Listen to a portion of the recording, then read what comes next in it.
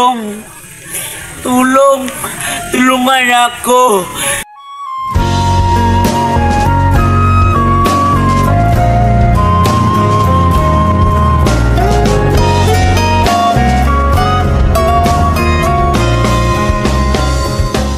Sa isang madilim, gubat na mapanglaw, dawag na matinik ay walang pagitan. Halos naghihirap ang kay Pebong silang, dumalaw sa loob ng lubhang masukal. Sa puno ng higera, nakagapos sa gitna ng kagubatan, ay may isang matipunong tila na nanaghoy sa kawalan, isang mandirigma na mula sa Albania, ngunit dinakip at ipinatapon sa labas ng kaharian. Panaghoy ng problema'y nangingibabaw sa kagubatan, problema sa pag-ibig ang lubos niyang dinaramdam. Floranteng kanay ngalay, tinitingala sa Albania, ngayon nagdudusa sa kaliluhat kahirapan.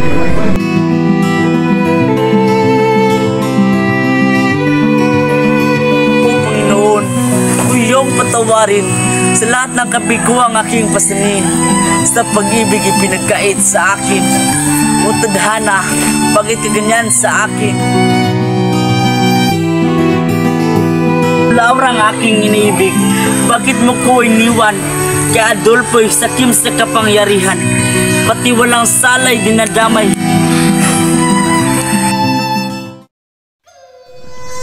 Habang si Florante walang pagod sa paghihinakit, ay may isang gererong nagngangalang Aladin, isang murong waray naliligaw landas at naghahanap ng lugar ng kanyang giginhawa.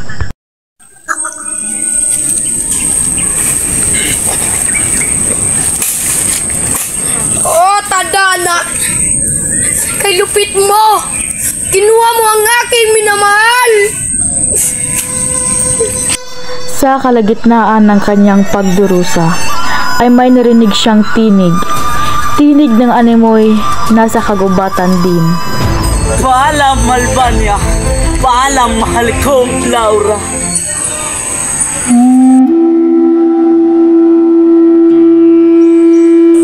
Saan kaya nanggaling ang boss na yun?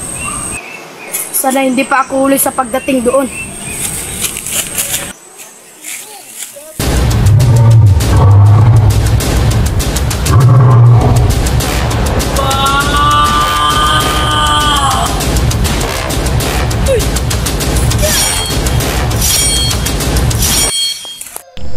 Matapos mapatay ni Aladin ang leon, ay tinulungan niya si Florante.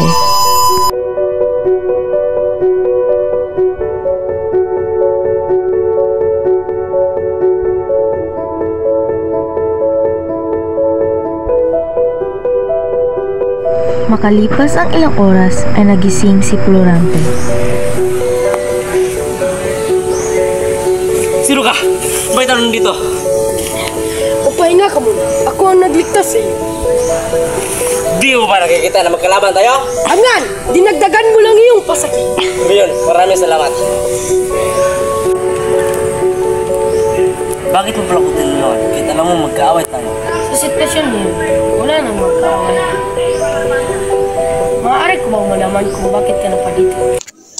Ako si Florante, anak ni Doki Bresteo na taga Albania at Prinsesa Floresca na taga Crotona. Nung ako'y sanggol pa, muntik na akong dagitin ng isang buwetre. Buti na lang nandun ang aking pinsan na si Menalipo.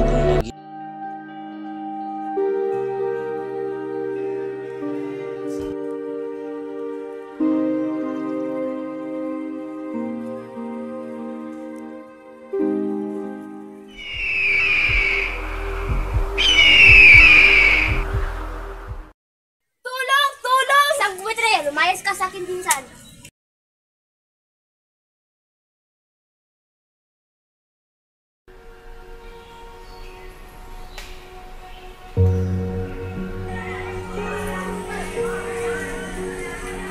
Bakit kailangan niya pang umalis? Dahil maganda ang pagtuturo doon. Kung hindi siya mag-aaral, anong kinabukasan niya? Sino na mag-aalaga sa kanya? Huwag kang mag-aalala. Aalagaan siya ng mga guru doon.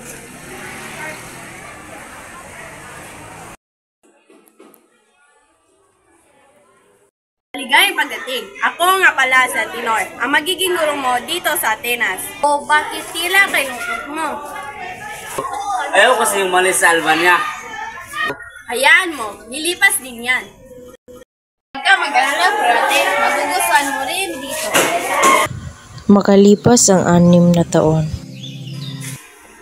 Binabati kita, Florante, dahil magaling ka sa surya, filosofiya at matematika.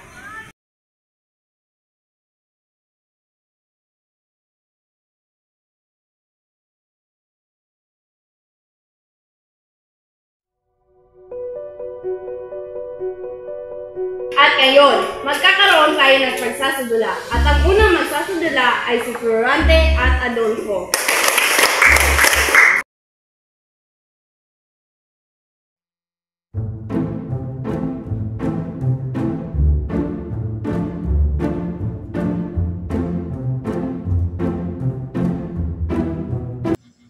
Ikaw ang umagos sa kaparayan ko. Dapat ka nang mamatay. Adolfo, itigil mo yan. Nasisiraan ka na ba ng ulo?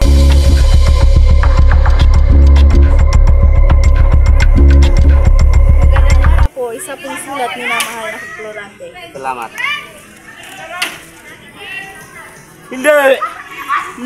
Hindi maaaring mamatay aking ina. Hindi man lang tayo nagsama ng matagal.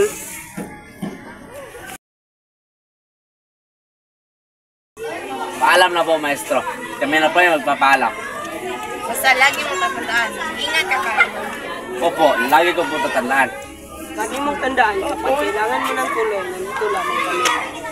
Ba't di mo lang kayo siya samahan? Sige po, paalam na po.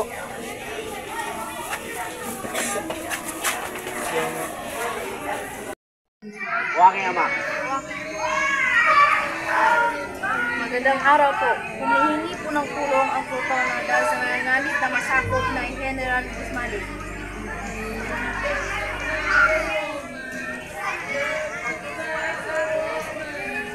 Asahan niyo ang aking Pagdating namin doon, sinalubong kami ni Haring Linceo.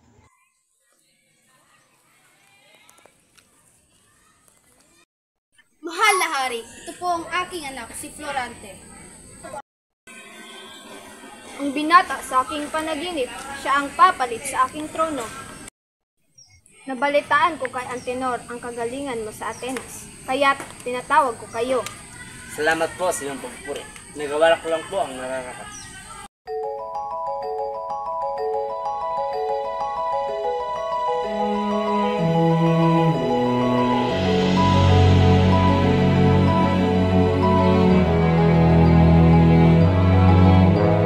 It was just two lovers sitting in the car, listening to Blonde, falling for each other. Pink and orange skies, feeling super child. Maaari ko bang malaman kung sinong binibini yan? Siya si Laura, ang aking anak. Maiwan ko muna kayo, mag-uusap lang kami ng iyong ama. Ang gandang umaga siya, binibini. Kaya na pa kita nakikita dito. Magandang araw din sa iyo, Florante. Lagi siyang ikikwento ng aking ama.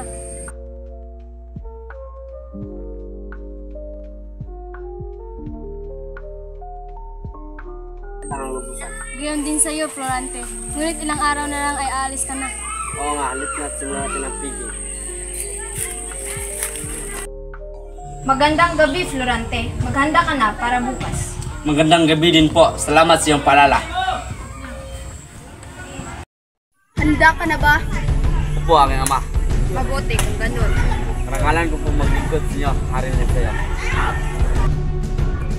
Paalam, Haring Linceo. Paalam, aking ama. At nagpapaalam na po ako kay Laura.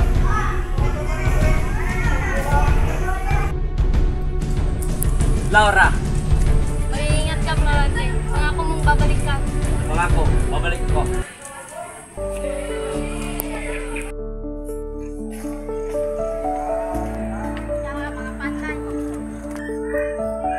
Sugod!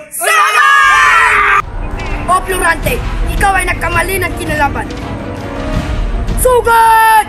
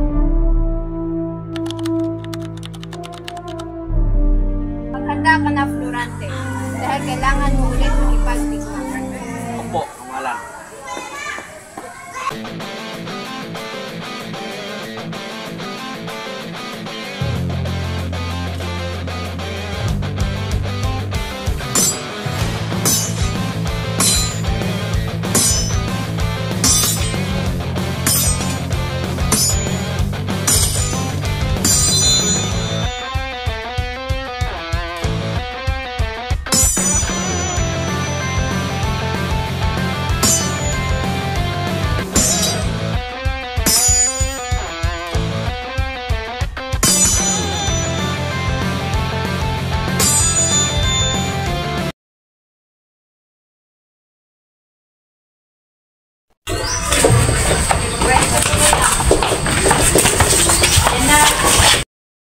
Florante, matagal na tayong di nagkita. Ginawa mo kay Laura. Mag-alala, nasa mabuting kalagayan si Laura, ngunit ang iyong ama ay pumanaw na at silenseyo. Papatayin kita! Papatayin kita! Mga kawal, alisin niyo sa harap ko.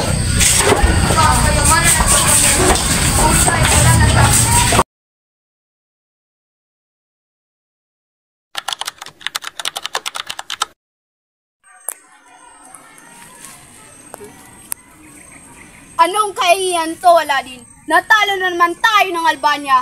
Talagang malakas lang po ang lalaking iyon, Ama. Kamatay ng kapalit to. Pugutan siya ng ulo. Patawarin niyo po ako, Ama. Sige, pero may isang kondisyon. Kailangan ipakasal sa akin si Florida. Patayin mo na lang ako! Huwag mo lang kunin ang aking minamahal si Florida! Wag! Gagawin ko ang lahat ng gusto mo. Magpapakasal ako sa'yo. Wag mo lang siyang saktan. Florida, wag! Inuutos ko. Isanin mo ang bayang ito. Alis!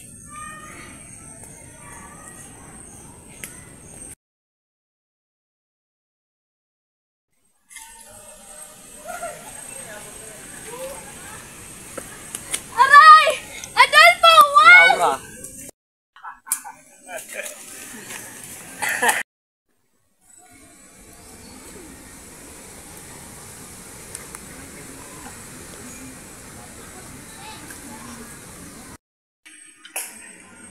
Itigil mo yan!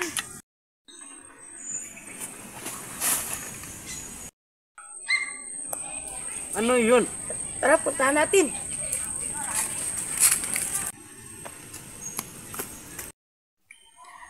Gising! Gising, gising!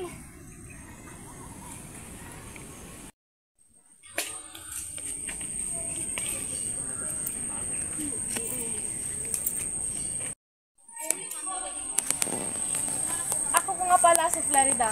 Nung nabalitaan kong pinalayas ang aking minamahal, ay ako ay nagdamit herero. At ako naman si Laura. Napadpad ako dito dahil dinala ako ni Adolfong Sakim dito at hinahanap ko rin ang aking minamahal na si Florante. Laura! Florida! Florante! Aladin!